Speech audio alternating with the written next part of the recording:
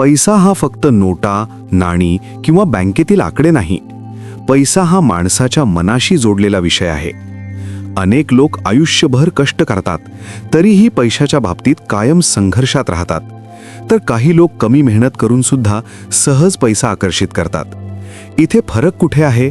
तर तो आहे पैशाबद्दलच्या विचारांमध्ये, विश्वासांमध्ये आणि मनोवृत्तीत. यालाच आपण म्हणतो पैशाचं मनोविज्ञान. आपण लहानपणापासून पैशाबद्दल जे ऐकत आलो आहोत तेच विचार आपल्या मनात खोलवर रुजलेले असतात.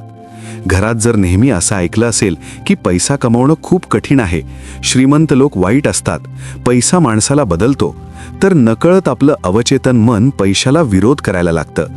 आपण वरवर म्हणतो की मला पैसे हवेत, पण आतून आपलं मनच पैशाला दूर ढकलत असतं. पैशाचं मनोविज्ञान समजून घ्यायचं असेल तर आधी हे लक्षात घ्यायला हवं की पैसा हा ऊर्जा आहे. जसा आपला विचार तशी आपली ऊर्जा, आणि जशी ऊर्जा तसा परिणाम. ज्याला नेहमी पैशाची कमतरता जाणवते तो सतत माझ्याकडे नाही या भावनेत जगतो, आणि ज्याच्या मनात पुरेपूरतेची भावना आहे तो पैसा सहज आकर्षित करतो. अनेक लोक म्हणतात की आम्ही खूप मेहनत करतो पण पैसा टिकत नाही. यामागचं कारण बाहेर नाही तर आत आहे. तुमचं अवचेतन मन तुम्हाला जितका पैसा योग्य वाटतो तितकाच स्वीकारायला तयार असतं. जर मनात असा विश्वास असेल की आपण जास्त पैशाला पात्र नाही, तर पैसा येऊनही लगेच खर्च, आजार, नुकसान अशा रूपात निघून जातो. पैशाशी आपलं नातं अगदी माणसासारखं असतं. ज्याच्याबद्दल आपण सतत तक्रार करतो, भीती बाळगतो, त्याच्याशी आपलं नातं कधीच चांगलं होत नाही. पैसा वाईट आहे, पैसा नासका आहे, पैसा आला की समस्या येतात, असे विचार मनात असतील तर पैसा तुमच्यापासून दूरच राहणार. पैशाचं मनोविज्ञान सांगतं की आधी तुम्हाला तुमचं विचारधन बदलावं लागतं. माझ्याकडे पैसा येऊ शकतो, मी पैशाला योग्य आहे, पैसा माझ्या आयुष्यात चांगल्या गोष्टी आणतो, असे विचार जेव्हा तुम्ही पुन्हा पुन्हा मनात रुजवता तेव्हा हळूहळू तुमचं वागणं बदलतं, निर्णय बदलतात आणि परिणामही बदलायला लागतात. आपण अनेकदा पाहतो की काही लोक अचानक लॉटरी जिंकतात, मोठी रक्कम मिळवतात आणि काही वर्षात पुन्हा गरीब होतात. कारण पैसा आला तरी त्यांचं मनोविज्ञान गरीबच राहिलेलं असतं. उलट काही लोक दिवाळखोरीतून पुन्हा उभे राहतात, कारण त्यांचं मनोविज्ञान श्रीमंतीचं असतं. श्रीमंत आणि गरीब यांच्यातला खरा फरक हा पैशाच्या रकमेचा नसतो, तर पैशाबद्दलच्या विचारांचा असतो. गरीब मनोवृत्ती लगेच समाधान मानते, भीतीतून निर्णय घेते आणि फक्त आजचा विचार करते. श्रीमंत मनोवृत्ती दीर्घकाळाचा विचार करते, गुंतवणूक पाहते आणि पैशाला वाढवण्याचा मार्ग शोधते. पैशाचं मनोविज्ञान असं सांगतं की बचत ही फक्त उरलेले पैसे बाजूला ठेवणं नाही, तर आधी स्वतःला पैसे देणं आहे. अनेक लोक खर्च झाल्यावर जे उरेल ते साठवतात, पण यशस्वी लोक आधी बचत करतात आणि उरलेल्या पैशात आयुष्य चालवतात. हा विचार बदल म्हणजे मनोवृत्तीचा बदल आहे. आपण ज्या भावनेतून पैसा खर्च करतो ती भावना खूप महत्त्वाची असते. भीतीतून केलेला खर्च, दिखाव्यासाठी केलेला खर्च आणि आनंदातून केलेला खर्च याचा परिणाम वेगळा असतो. जे लोक पैशाचा वापर कृतज्ञतेने करतात त्यांच्याकडे पैसा परत येतो, आणि जे लोक सतत तक्रार करत खर्च करतात त्यांच्याकडे पैसा टिकत नाही. पैशाबद्दल अपराधीपणा बाळगणं हेही एक मोठं मानसिक अडथळा आहे. आपल्याकडे इतका पैसा असायला नको, इतरांकडे नाही मग आपल्याकडे का, असा विचार केल्याने पैसा थांबत नाही. पैसा चांगला किंवा वाईट नसतो, तो वापरणारा माणूस तसा बनतो. पैशाचं मनोविज्ञान हेही सांगतं की तुमचं आत्ममूल्य आणि तुमची कमाई यांचा थेट संबंध असतो. तुम्ही स्वतःला जितकी किंमत देता तितकीच किंमत जग तुम्हाला देते. जे लोक स्वतःला कमी लेखतात ते कमी पगारात अडकतात. जे स्वतःच्या कौशल्यावर विश्वास ठेवतात ते संधी निर्माण करतात. पैसा हा फक्त साधन आहे, उद्देश नाही. जेव्हा पैसा हा अंतिम उद्देश बनतो तेव्हा ताण वाढतो. पण जेव्हा पैसा हा चांगला आयुष्य, स्वातंत्र्य, सेवा आणि सुरक्षिततेचं साधन बनतो तेव्हा तो सहज येतो. मन शांत असेल तर पैसा नियंत्रित राहतो, आणि मन अस्वस्थ असेल तर पैसा नियंत्रणाबाहेर जातो. पैशाचं मनोविज्ञान शिकवतं की पैशाशी मैत्री करा. पैशाबद्दल बोलायला, विचार करायला, योजना आखायला घाबरू नका. पैसा दुर्लक्षित केला तर तोही तुम्हाला दुर्लक्षित करतो. पैसा समजून घेतला तर तो तुमचा साथीदार बनतो. शेवटी एक गोष्ट लक्षात ठेवा, तुमचं बँक बॅलन्स बदलायचं असेल तर आधी तुमचं माइंडसेट बदलायला लागेल. बाहेरची परिस्थिती बदलण्याआधी आतली समज बदलणं गरजेचं आहे.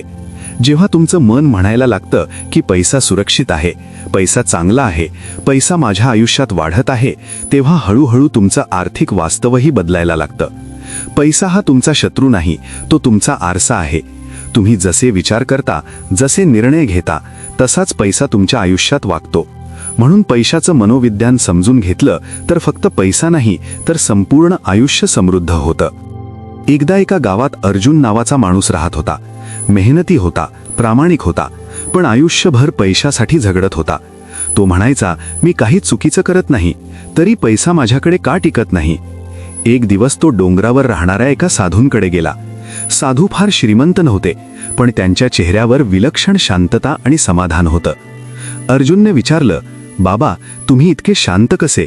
मला तर कायम पैशाची चिंता लागलेली असते. साधू हसले आणि म्हणाले, पैसा बाहेर नसतो, तो आधी मनात असतो. साधूंनी अर्जुनला एक छोटं पात्र दिलं आणि म्हणाले, हे पाणी आण.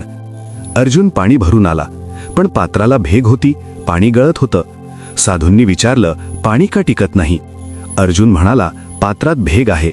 साधू म्हणाले, तुझं मन हेच ते पात्र आहे. हीच पैशाची आध्यात्मिक गोष्ट आहे. पैसा येतो, पण मनात भीती, शंका, अपराधीपणा, कमतरतेची भावना असेल तर तो टिकत नाही. अध्यात्म सांगतं की बाहेरची परिस्थिती ही आतल्या स्थितीचा आरसा असते. अर्जुन लहानपणापासून ऐकत आला होता, पैसा फार कष्टाने मिळतो, श्रीमंत लोक स्वार्थी असतात, पैसा माणसाला बदलतो. तर नकळत आपलं अवचेतन मन पैशाला विरोध करायला लागतं.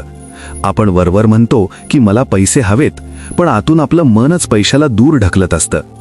पैशाचं आध्यात्मिक मनोविज्ञान सांगतं की पैसा हा तुमच्या चेतनेच्या पातळीवर प्रतिसाद देतो.